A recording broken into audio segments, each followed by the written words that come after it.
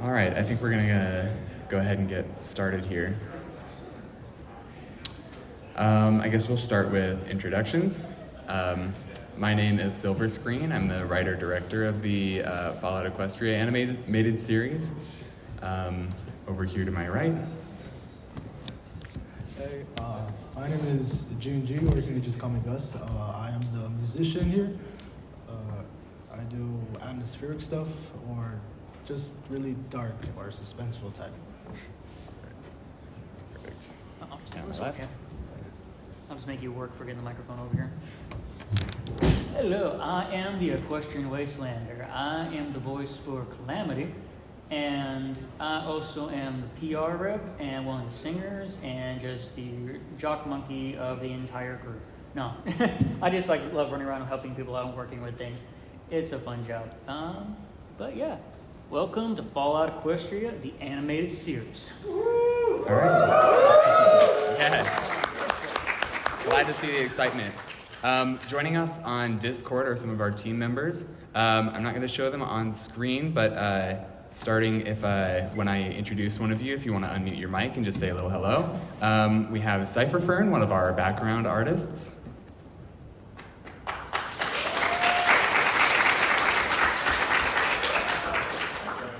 We also have Nightshade, our other background artist. Hey, good to be here. There he is. All right, and then we also have Silver Prism, a storyboard artist, a line artist, and our voice actor for Watcher.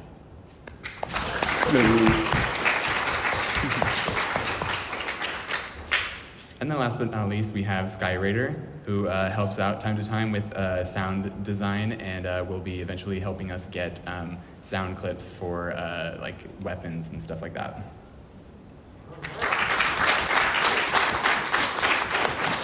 He also helps with rendering and editing and stuff like that. He created the intro sequence, theme that you're gonna see here in a little bit. Get some more lovely folks in here. All right. From all parts of the wasteland, I see. Wait, did I ask a question? No, I thought you asked a question. Oh, no. Not yet. Wow, what a turnout! Oh my gosh. Just to get a quick head count of where we're at, how many people have heard of this project before? Wow, that's awesome. All right. How many saw us last year at TrotCon? Crap, they recognize Awesome. me. You're gonna get to see some cool progress then from how far we've progressed since then. Last year at TrotCon, we're still relatively new. We had a prologue to share. Today we have a lot more than that to share. So let's get right into it. So first I wanted to sort of talk about our studio and how it kind of got started. So I started this project originally in January of 2022, so about a year and a half ago. All I started out with was a script and an idea for how we could animate this. I took a look at a bunch of other, past projects that weren't quite as successful, and I tried to look at as many of the sort of problems and the pitfalls that they experienced, and tried to come up with ways that we could avoid those.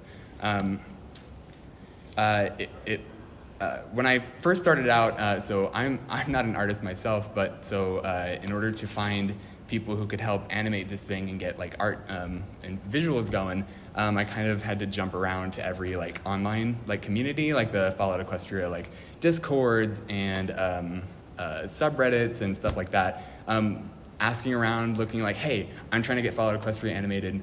Would anyone like to help with that? Obviously, I was met with a lot of skepticism because people are very jaded when it comes to Fallout Equestria animated series, rightly so. But I did get a couple people who wanted to take this journey with me. And it wasn't until a couple months later, around April 13th, that we finally had a fully finished animatic for the prologue.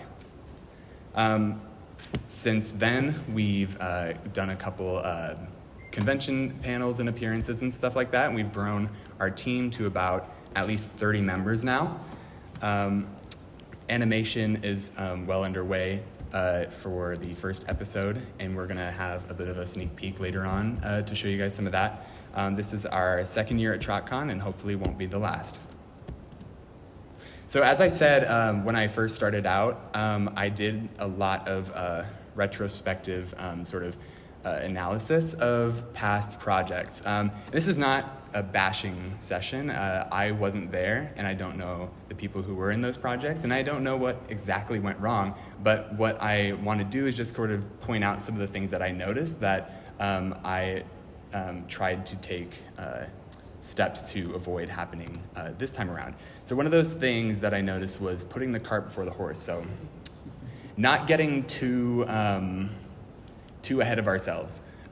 It's easy to look at a story like Fallout Equestria and just get lost in your imagination of what's possible in the visual realm. And that did start to happen a lot as we were beginning our pre-production, getting sort of carried away with, what is Red Eye's like throne room gonna look like? Like, what is the whole Canterlot like section of the story gonna look like? And it's like, we're not there yet, and we're not gonna get there for a long time. What we can do though is focus on what we have right in front of us, the first episode, the first couple chapters. They may not be the most exciting parts of the story, but we can't get to those parts of the story if we don't just put one step in front of the other and focus on those parts first. So that's kind of my philosophy going forward on our production, is one step at a time, and we'll worry about it when we get there. What was that? It's not so much the destination, but the journey. Exactly, it is the journey. Oh, sorry, what? I can go a little bit over something else. One of the other things that I personally like to do, not just a PR rep, but someone who's seen all the previous Fallout Equestria projects, starting from the radio play, the SFMs, the previous attempts at animated series, and all of the other studios before us. And I've always admired them, especially since the radio play. That's one of my biggest favorite parts of the Fallout Equestria franchises, is that radio play. And seeing that, I want to try to bring that quality. But I've seen all these projects, and what I want to do is to make sure we have team cohesion, where we actually work together, understand each other. We don't force things that we aren't people to do, or force people things that they aren't comfortable doing. And we don't set stupid high expectations and timelines, because, as I was mentioning earlier, we have a lot of people doing this for volunteer, not being paid for this. This is purely out of the joy and brain farted. Pure joy and desire and dedication from our own team and heart. So we want to see this come to fruition, and so we try to do our best to work with each other to come through any problems, help each other out, fill in the gaps if we can, and just make it so that people feel comfortable. And the more people feel comfortable in the team and the project and the studios, the more likely they'll want to keep continuing on. Even if they take a break, they can feel like they'll come back and be able to okay, I had to take a break for a while, or I had to take some college, so I'm back in here. What do you need me to do? And so we want to keep promoting that so we can keep this going to actually finish the series. Very well put, yes. The second thing that I noticed was strenuous animation. So animation can take a long time and a lot of effort from a lot of different people in order to get made. And while it is important to us, having an actual really quality product by the end of this, a quality animation that we can all be proud of, it's also really important to me that we kind of get through, that we're kind of quick about it, for a small team of people to create a really high, kind of professional quality animation, like the ones that have come out recently, like Hell of a Boss and Lackadaisy, those indie animated, they look incredible, but they took years and years to make. And we wanted to be a little quicker than that because we know people are really starved for a series like this. And so we strove to find an animated style that that both looked good and told the story well, but was also quick and easy to replicate. And we'll go sort of over that style and the thoughts that we put into that a little bit later. Lastly, transparency. For a lot of projects, it's easy to kind of get into the weeds and stop kind of posting on social media. And we know it's scary as someone who's following one of those projects that you're really excited about when they just go dark for a year or years, and you're is this thing still going? Is it dead? Where are they at? And so while we are taking a lot of time to like create this product. We want to be transparent with all of our fans following it about our progress.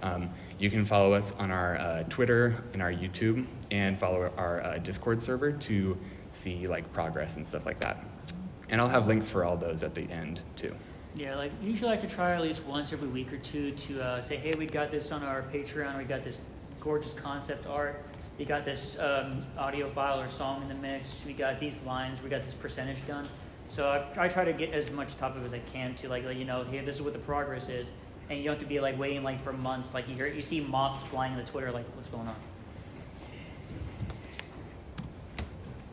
All right, so after the retrospective period, I began to sort of think about what our core principles of design would be for the series. One of the things that I put a lot of thought into was the decision between full 2D animation and SFM, and also 2D versus Flash animation.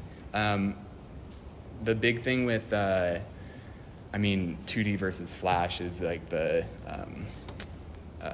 experience level, and it takes a lot of effort to make Flash animation look really good. So I knew right from the bat, 2D would probably be the way to go. We could put as much, we could create our own unique style out of it, and it wouldn't be too difficult to replicate. A lot of artists are really good at 2D art, so I knew that we could get a lot of people who could do that.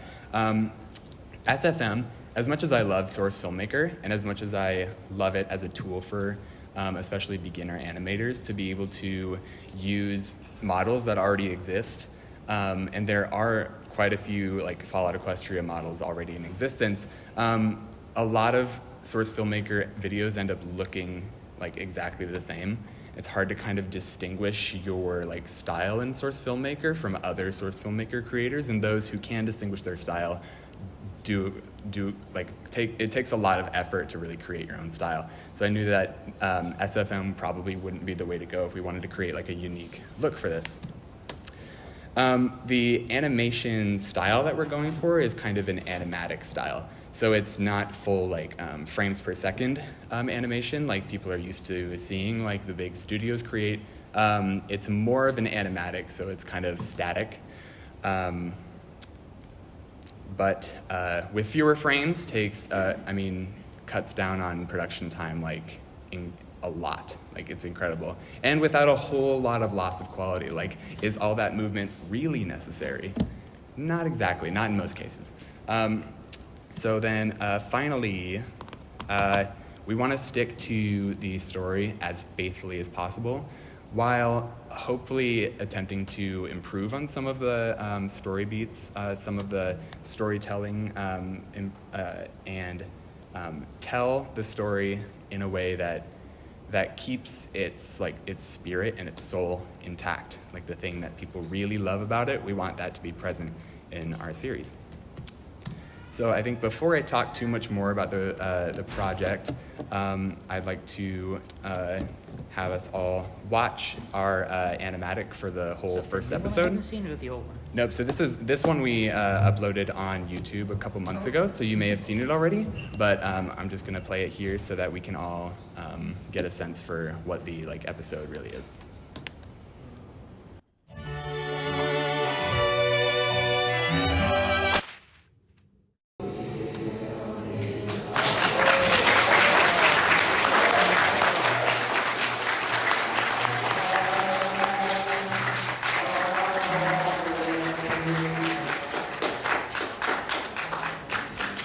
Thank you. Remember when I said I can't draw? that was my drawing. Thank you. I put my heart and soul into those written out words. By the way, when we were talking about another piece that was more finished, that was just the prequel. We have another never-before-seen piece of that, a part of the animatic. I think it's make sure to stick around until the end. I'll be showing off some of our finished quality animation that we have finished so far, so you can get an idea of what it'll look like when it's fully colored, like all the sound is mixed and all the sound effects are in. Yeah, so. The storyboards for the whole first episode that we just saw were done by Toshimatsu, Silver Prism, and Octopi Latte. Octopi Latte is also the person who helped design the art style that we kind of are going with, and I'll talk a little bit more about the art design and stuff like that.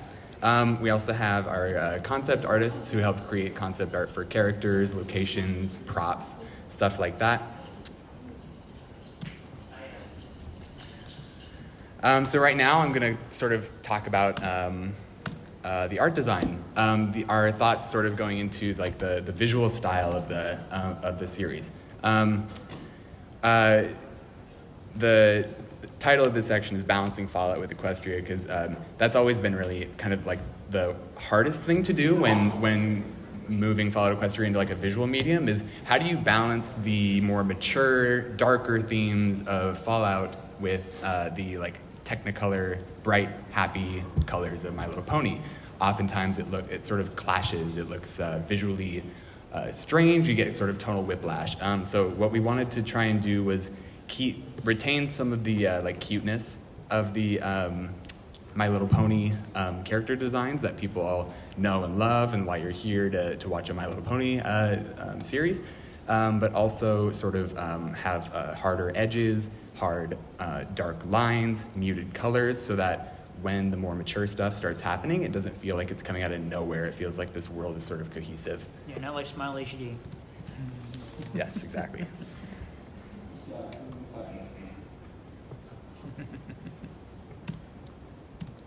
And this goes for Velvet too. Velvet, I feel like, has the most, I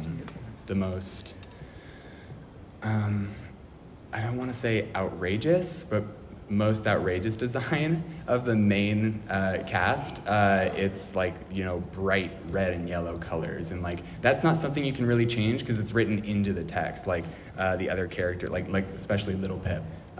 There's absolutely no description of Little Pip anywhere in Fallout Equestria. It's just kind of it's the design we've all come to know and love, you know. And there's very little you can do to actually change that. Octopi Latte, our art designer, I think made it work really well with sort of muted colors that work really well together and don't feel super out of place. Quick little plug here. We do have a Patreon. We would absolutely be super appreciative if you could, you don't have to, but it helps us moving forward to have a budget so we can license things like sound effects, music, upgrading software so that all of our team is working on the same level, so that we can really like do our best, put our best foot forward in creating a really high quality series that we all want to see. All right, moving on.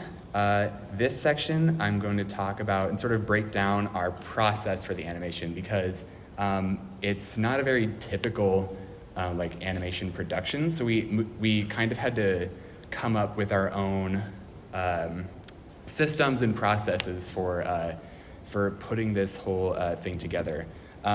My initial inspiration for the animatic style that we went with was Scooter Trick's Epilogue series, if you're familiar with that. The way that that is animated, very similar, like animatic style of characters sort of like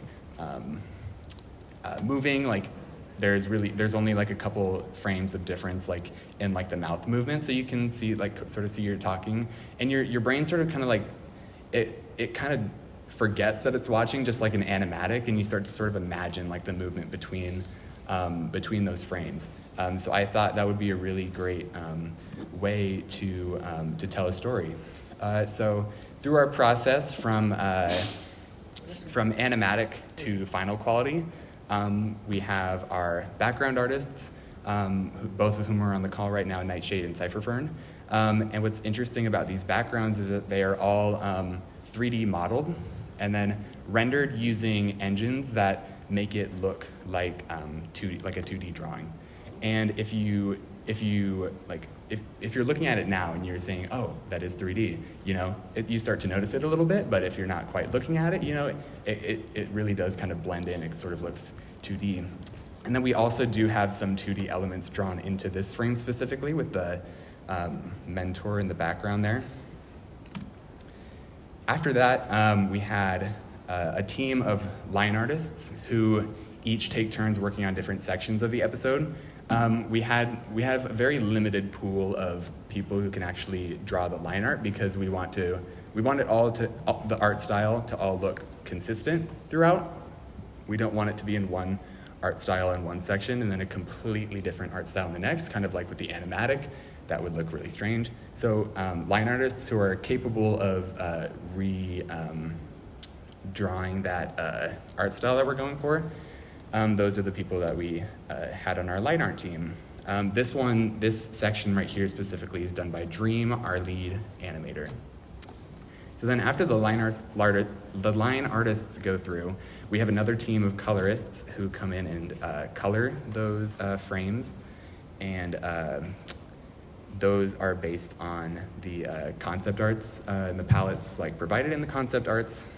And then after that, we take basically the background and the character frames and just put them right on top of each other, along with a couple of effects to make it look more cinematic, make it all gel a little more, like this depth of field that is a little subtle here, and some letterboxing to give it a more cinematic effect.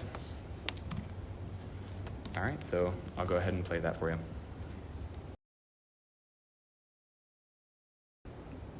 All right, and that's all the animation we have done so far.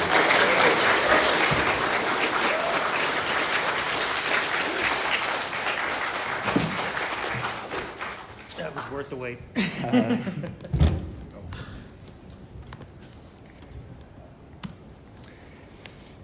Yes, so the line art for the people who are working on the line art for the animation right now, Dream, our lead animator, Silver Prism, who's also our voice actor for Watcher, also made all a bunch of the storyboards, and Flotsam as well.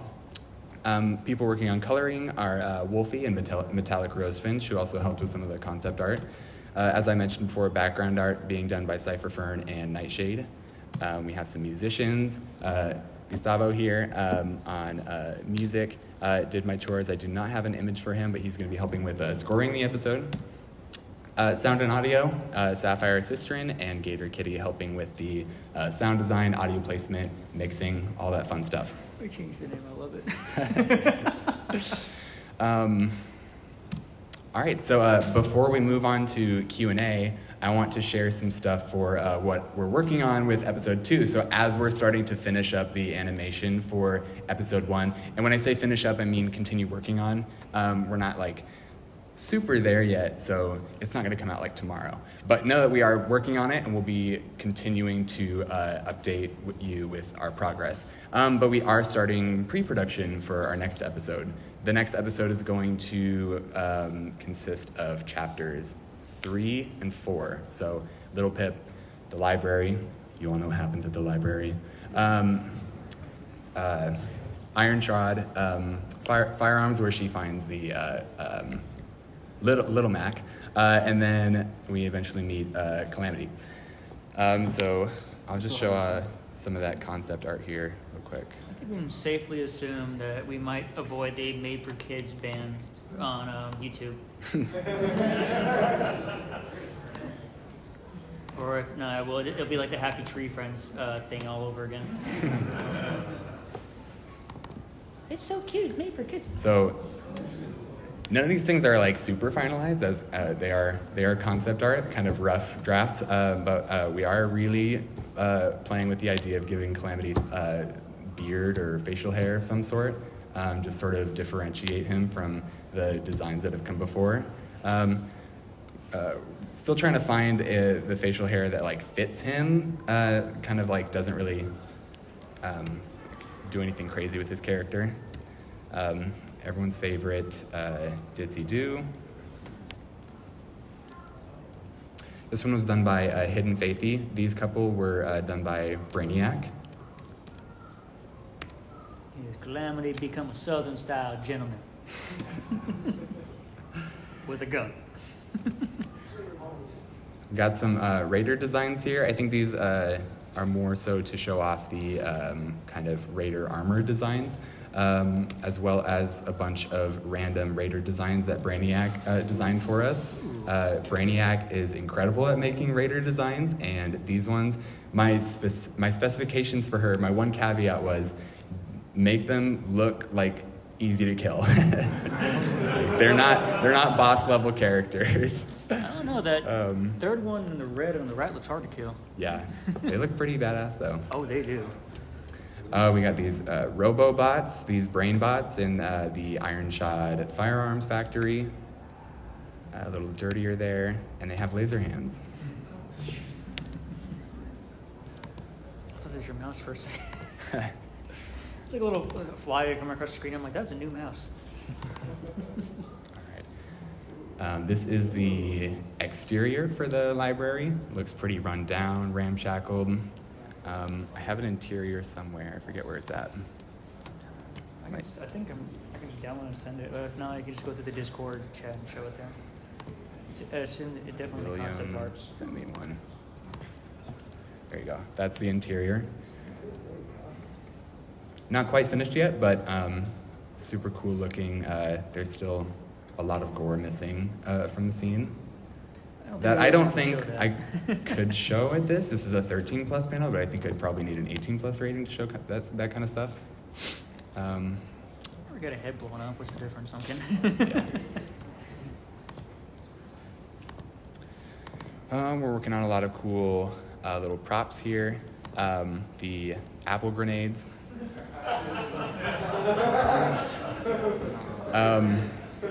These ones were done by Cypher Fern, so they're like 3D models, and he made 3 different colored ones, red, yellow, and green. And then Hidden Faithy in our Discord server was like, whoa, like what if they all did like different things? Like this is just a normal grenade, but then what if one of them was like the shrapnel grenade? So the yellow ones are shrapnel grenades, and the green ones are like gas grenades.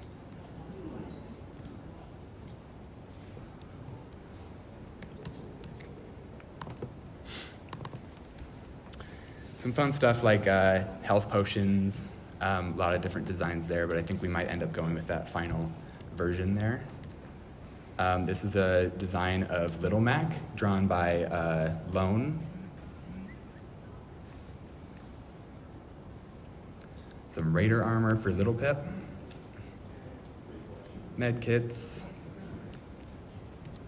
A Ministry of Morale poster,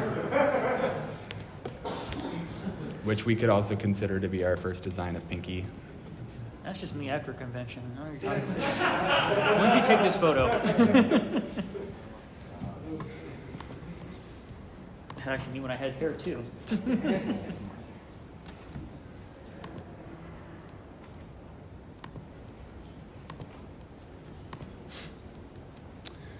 All right.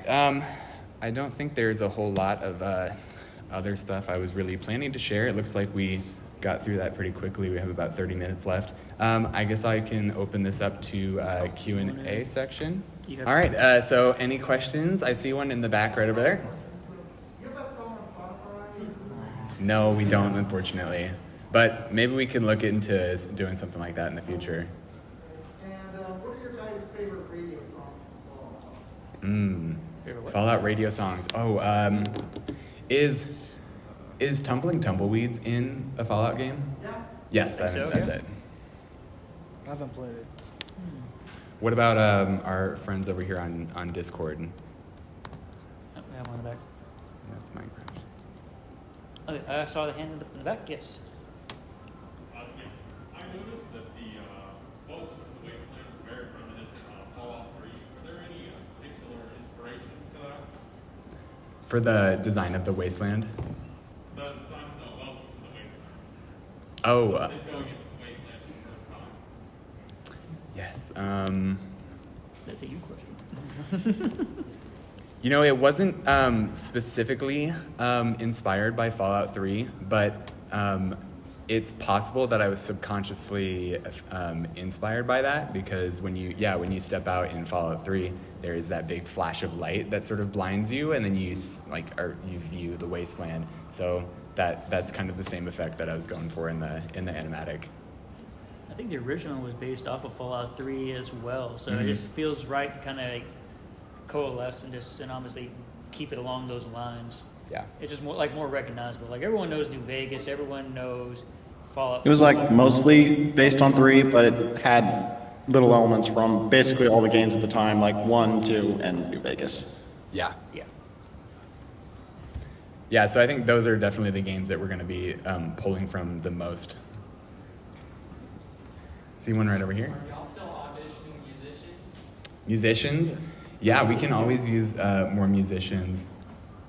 I forgot to include on this panel, I have a link for team member applications.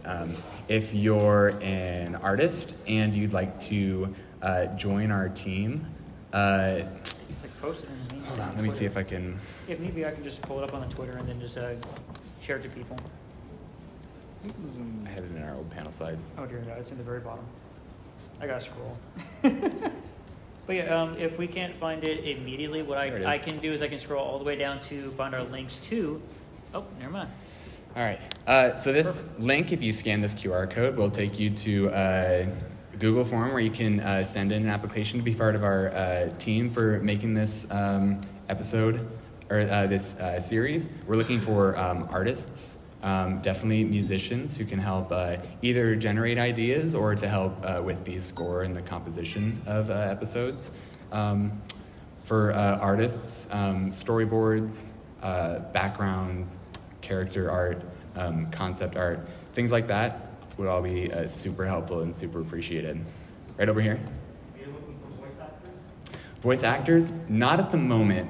We've found voice actors for characters up through the 3rd episode, so we've kind of covered our bases for now. But as we get further through the story, new characters will need voice actors, and so when we reach those points, we'll definitely be putting out like casting calls everywhere. We'll try to make them as widespread as possible, so that everyone who wants a chance to try and be cast as those characters, that you can totally take that chance. We'll probably put those announcements out on our Discord and our Twitter, so look out for stuff like that in the future. Yeah, if you're definitely familiar with the Fallout Equestrian original story itself, you realize that there are so many characters in that story, and there are so many opportunities. So it's not going to be like, we get to another chapter and like maybe 1 or 2 characters pop up. There'll be quite a few options. So, once we get those casting calls and we get to that part of the story, there'll be plenty of opportunities to choose from a good fair multitude of characters. Mm-hmm. And there's also always some need for background characters and background voices.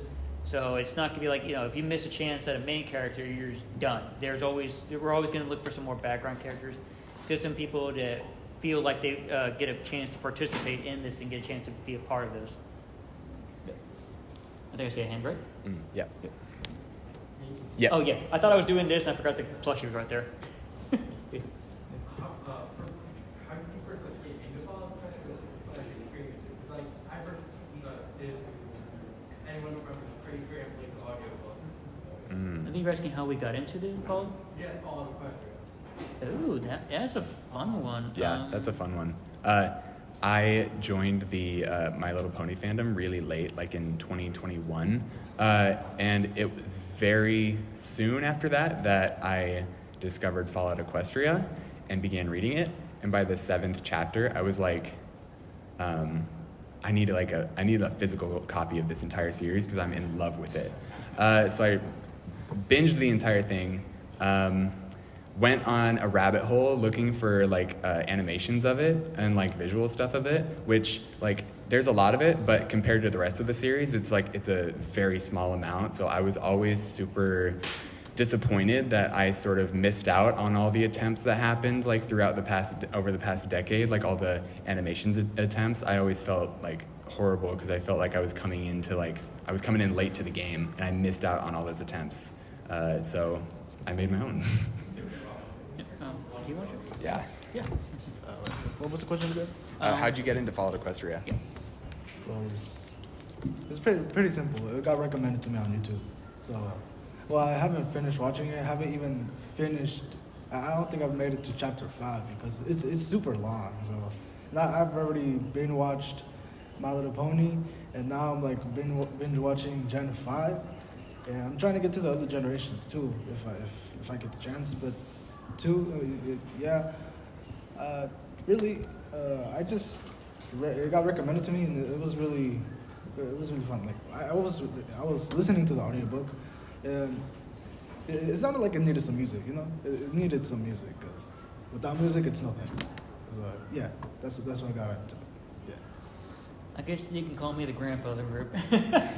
I got around it around 2011ish, 2012ish, around the time it started coming up. And when I first saw it, it was walking down a vendor hall and Brony Fanfare, and the first thing I saw was a vault door.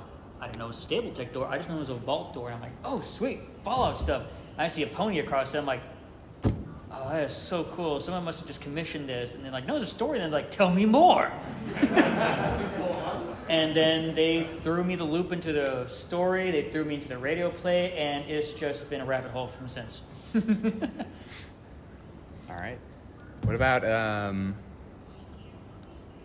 about you guys on the Discord call here?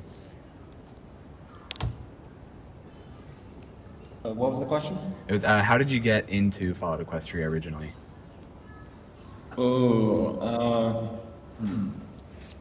I think I remember seeing. I think it was I'm pretty sure, like a couple of you are familiar with this. The Out of the Stable animation by Argo Damon was probably like the first video where they had Followed Equestria I ever watched, and I wasn't too familiar with the series at the time, so I started reading the story and playing Fallout 3 like simultaneously, and let's just say that was a fall down the rabbit hole from there. Nice. So I'm sorry, my phone's going crazy. So I've actually originally been in the series since 2013, and I came across Followed Equestria just kind of by accident, and then started watching some of the videos, reading the books, and so on and so forth, get into the fandoms with them, and then I ended up here, and yeah. Awesome. For me, I started hearing about it in 2012, but I didn't really pay attention to it until 2013 when a friend of mine convinced me to listen to an audio version of it by Crazed Ramblings back in the day. Well, that's another one, yeah. And from there, I really liked it. Yeah, Crazy Ramblings did a good job. Don't know where he's at. I prefer Scorch Mechanics narration, but sadly he never finished it, so I'll always start with his and then go on to Crazed Rambling whenever I really listen to it. All right, we got Cypher and Toshi. Maybe? Maybe not. Yeah, I mean, everyone has their own story for how they got into Followed Equestria, and what's interesting is that our team is made up of those who are passionate about the series, even some who have never even read the series, and I think that's really helpful in getting like a lot of different people's like perspectives on the series. Like for people who haven't read the series to come in with a completely fresh outside perspective, unbiased, to be able to look at it and say this is what works and this is what doesn't work, and that's just super cool. Next question here. Yes, right over here. So when you were first getting into it, did any of y'all actually, did you all start with either the Followed Equestria fic or even the audio play, or did y'all give any of the side fics a shot first, just due to the link to the story? Because I know for me, when I first got interested, I read Pink Eyes first, and that's what pulled me in. It was only like 60, 70 words. That's a good one to Easier start to with. get into, and it gave you a nice basis of how the world was built on KCAT. Yeah. So I was curious if any of y'all actually, if either like pause read while the question building, or just jump straight to the book itself, except for the subjects first? I definitely got into Fallout Equestria first, but then I wasn't going to read the side stories because I didn't want them to like ruin my perspective of the canon. But eventually, I mean, I just heard so many, like so much talk about them. I was like, I just have to know what they're about. So I read Project Horizons and Murky Number 7. You started with the longest ones. Yeah, the longest ones. I just went for it. Murky is now my favorite, I think, of all of them. I don't think it gets enough love. I mean, probably because people probably quit like about halfway through. It's a long story. I don't think I've actually read or listened to it. Murky will tear your soul in two. It will. It bottle it up and throw it into the void and make you come from The thing that's sad is that there's not like really an audiobook version of it, so you really have to like either sit down and read it yourself or use the do what I did and use the FemFiction's built-in text-to-speech function, which is horrible, so monotone and boring, and it pronounces everyone's names wrong. What's funny is that Protege, his name is like written like differently all the time, and so the voice like thing will like pronounce it different ways, like every single time. It's like Protege, Protege, Protegi. Like, how many times can you say this guy's name? It's the English language. All right. Ooh, question back here. You guys have just a very rough ballpark estimate of how many episodes in total you're anticipating the project will ultimately be? Well, this one's the first two, right? Yeah, it's hard to estimate how many episodes there'll be because, I mean, starting out, it's easy because it's like, oh, we're doing 2 chapters an episode. But as the story goes along and the pacing starts to change, then... And the chapters get longer. Yeah, the chapters get longer. It's sort of hard to guess. My thinking so far is that we'll get as far as Topaz, the fight with the dragon, and then that will sort of be like our first season, and maybe be able to estimate how many episodes it'll be from there. But yeah, I'm excited to see how many we get through.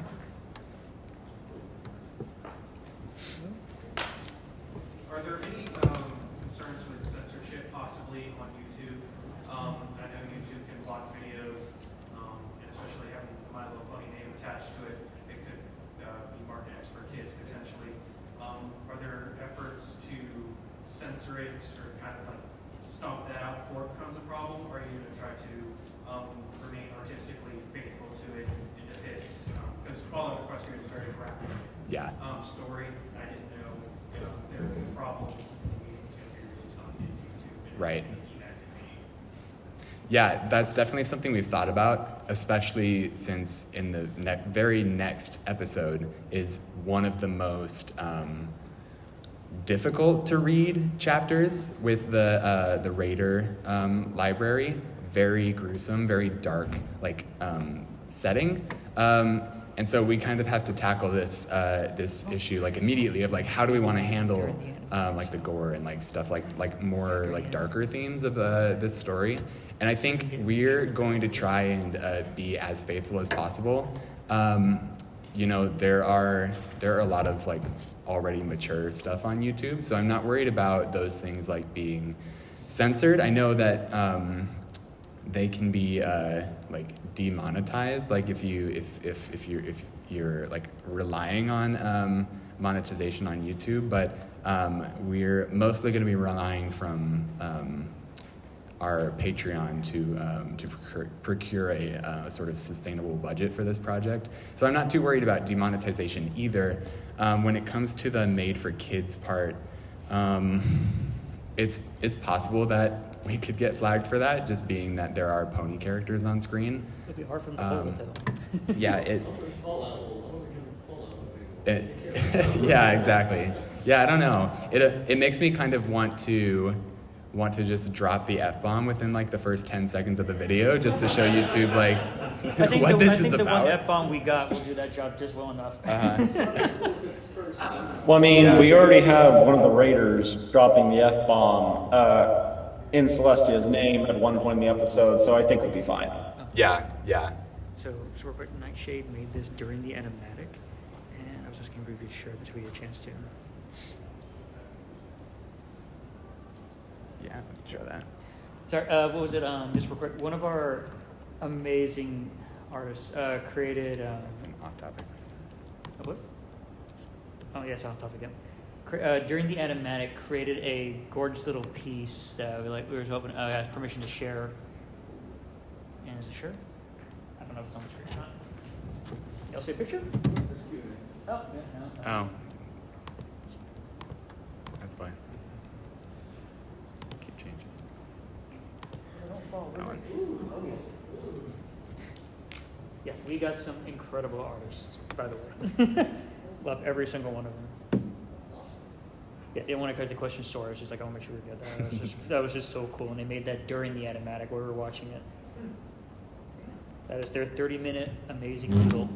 Yeah, we have an awesome team, and I'm super happy to be making this thing with them. And I hope that I've sort of helped to impart that kind of like excitement onto you guys. I know it's easy to get overhyped for a project and ultimately be let down, and I understand if some of you are sort of jaded from that experience in the past. I know a lot of Fall Out Equestria fans are, but yeah, that's why I wanted to share. To do panels like this and share like our animatics, share kind of like behind the scenes aspects of it. It all comes back to that idea of transparency. I just want to be as transparent as possible about what we're doing and what we're putting together so that you guys can be just as excited about it as I am. We're not just here for a money grab. We're actually here to give you guys something that you can enjoy. Mm-hmm. Yeah, we plan to make this go through work as best as we can. Yeah, this is a project by fans for fans. Mm-hmm. Exactly. Or, as a Sonic fan, I guess would say, by the Mania for the Mania. Either way, we're doing our best. Mm-hmm. Oh yeah. And we just hope that you all will like what we eventually turn out with. Exactly. Thank you, Super Prism. And we do hope that you guys do stick around too. It's a big thing is that having the community support. It also helps us as a team feel motivated and inspired to do more because we actually have people out here that are like, hey, give us more, we want more because we really love this. And that's part of the reason why we do so much, and because we're really hounding on this because of the support everyone else is giving us. Mm-hmm. All right, Have so any I'll other questions by chance? put the links up here in case you want to take a look at those again. But yeah, did we have any more questions to round out the panel? Just blocking my hands. All right. Well, I think that's it. I think it's all right if we break a little early. Oh, yes, right over here. I know it's looking at the future, but after this, would there be any other follow-up question stories you want to tackle? Because I can't find anyone who's done like Project Horizon, because I know it's the longest one, and there's a sequel in the works. If I'm still alive and I can speak by then. That's the question. That's the question right there. Yeah, I mean, as I said earlier, I don't want to get too ahead of myself, like at the get-go, but I've definitely daydreamed about adapting, like moving on to the side stories after getting through this first one, and I don't know if Project Horizons would be my first pick, although it is the second most popular story, right next to Fall Out Equestria, but it is a very dark story, even darker than, to the point that there are moments in the story that I think would be incredibly difficult to move to a visual medium.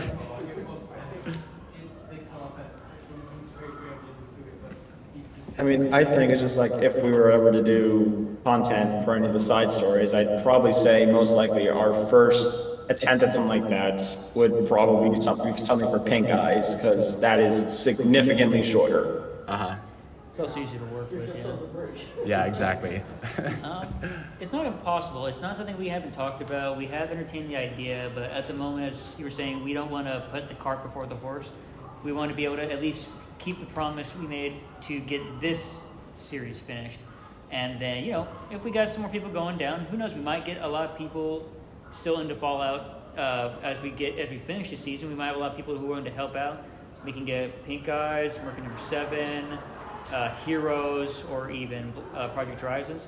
Possibilities are endless, but it's something far off in the future. So at the moment, it's just like a fun talk about idea and something we can possibly do in the future, but it's definitely not within any of our plans at the moment. I would absolutely love to, though. Yes. You mentioned a QR code being shown. Yeah. Let me pull that up again. So once again, this QR code will take you to our team member application if you're interested in joining our team. You can also use it for when we do eventually ask for more voice actors or other positions or roles within the project. It'll be the same link. It'll just be updated with just different descriptions and roles availabilities. And it will, of course, update the Twitter and the Discord channels as well at the exact same time. Mm-hmm. And I don't know if we can do it on Patreon, can we? Yeah. Possibly? Yeah. Yeah. We'll also do Patreon. So we'll have multiple ways for everybody to talk about it. And if that doesn't work, I'm in almost every little Discord in the Brony fandom. I have like 30 of these little things. Mm-hmm. I will spam the heck out of it. Yeah. If I'm allowed to. You'll definitely want to join the Discord, because if you, for whatever reason, need to reach out to me or any other member of the team member, we're all on the public Discord server, so that would be the easiest way to reach me. Can I say something? Yes, go ahead. If you have any question, don't be afraid to on Discord. Don't be afraid to ask us, because we generally want to help people. We generally want to like what they said. We generally want to entertain y'all. We generally want to create something for y'all by us, because for bronies, made by bronies, for bronies, you know. But whatever, they're don't be afraid to message us if you think that you have something that impresses us, that you think will impress us. Just go for it. Go for it. Just like I did. I thought it was something that was gonna impress them, and which I did, and boom, that's how I got the role. All right. Mm. Yes. Thank you. Exactly. Okay. Any other questions? Yeah, right over here. I know I got a little late, but has the story Stable Tech been brought up before, and how that will end? Yes. So I started off by the presentation by talking about how. So I did, before I started anything, I just had a script, but before I started really starting this project, I went back to all the previous animation attempts and tried to find out where their biggest pitfalls were, so that I could attempt to solve those pitfalls and avoid them with this go around. I didn't talk specifically about Stable Tech, but it was one of the studios that I used to really figure out what sort of went wrong and how to sort of avoid that. Ooh, my brain had a moment. Here's a question for y'all, and as well as the people on the Discord call. What moment in the entire Fallout Equestria story do y'all look forward to the most creating or bringing to life in the story? For example, for me, I can't wait to do the helium scene where Calamity, Little Pip, and Velvet are all in that little room, and they're all on helium. I can't wait to do that. That's personally one of my favorite ones I can't wait to do. But anyone else is open to tell what your favorite part of the story is you wish to see come to, you can't wait to see or us to create. Sorry if it wasn't clear. This was a question for the people on the Discord, on the team. What part are you most excited about, getting to work on? Oh, say that again, Skyrider? I didn't understand what you said. It was all cutting out. Oh, I'm sorry. The question was, what part of the story are you most excited to work on and create? I think the the best part is going to be the introduction to Red Eye. Definitely. Because I feel it's a very big turn for the story and a good part of the storyline itself. To me, three moments really stick out to me specifically is, and this is not just because I'm the voice actor for this character, but the entirety of chapter 21, like the scene with Pip, Calamity, and Velvet talking with Spike about his memories of the main six. Just, that scene got to me the first time I read that. It always does. And I'm just really excited to see how hard we could possibly make that scene hit. Second is obviously the entirety of the sequence in Canterlot. And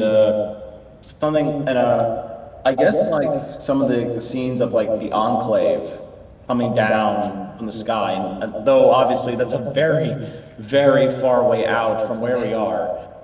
I would absolutely love to have the series get to that point, just so when we have establishing shots of the Enclave coming down from the sky, we can have like a sort of Apocalypse Now-esque montage of having the Raptors and the other ships coming down from the clouds and firing upon the settlements. Oh, and Thunderhead, yeah.